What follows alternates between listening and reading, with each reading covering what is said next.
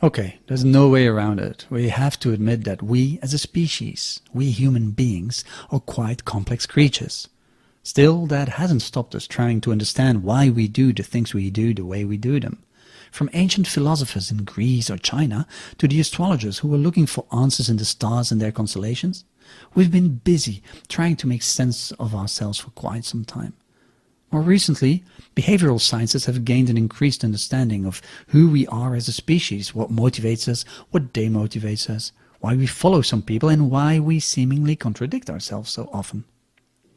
The insights gained through social psychology, ethology, cognitive sciences and more recently the rapid breakthroughs in neurosciences thanks to MRIs and advances in neuroimagery, well, all these have given science a whole new understanding of who we are as human beings. But then, when we look at the corporate world and management styles, there's like this huge gap between both worlds. Now this course, The Science of Leadership, aims to build a bridge between both, giving managers the understanding of what drives their teams and the tools to act upon it. Now, first thing we'll do in this course is go over the hardware, aka our brain. Section 2 of this course will be an overview of the different parts of our brain and their function. It's basically the same course as Meet Your Brain that you can find here on this platform. So if you've taken that course, you can basically skip section 2. Of course, I would suggest to go over it again, as repetition is always good, but that's basically up to you. In the following 3 sections, we'll dive deep into our software, the different subconscious programs which are leading our decisions and behavior without us even being aware of it. Section 3 will be about our genetic programming and how our survival instincts try to keep us safe, but sometimes do more harm than good. Section 4 is about how our prior experiences shape our actual worldview and how this worldview can become heavily distorted. We'll also dive into a couple of hormones and neurotransmitters and how we can use them to our advantage. Section 5 focuses on how people and things around us influence us much more than we're actually aware of. This is crucial to understand the impact of leadership, our role as leaders, our impact as leaders. We will see how things can quickly go horribly wrong. Good news is, they can just as well go the other way. And how to do that, we'll see in this section. In section 6, finally, we will wrap up this course. We'll bring everything together to get the total picture. So let me invite you to take notes. If something is not quite clear or you have questions, do not hesitate to post a question. I'll always answer them within 24 hours and usually quite faster than that. If you want to share your own experience or anecdotes, you're more than welcome to do so. This way others can learn from you or be inspired by you. And vice versa, of course. So now you know where this is going. Let's start. Sharpen your mind. Hey, there's just one thing I quickly need to go over with you. You see, in a moment you're very likely going to be asked by Udemy to leave a review here. Well, ratings go from 1 to 5 stars, with 4.5 being considered a normal average good course here on this platform.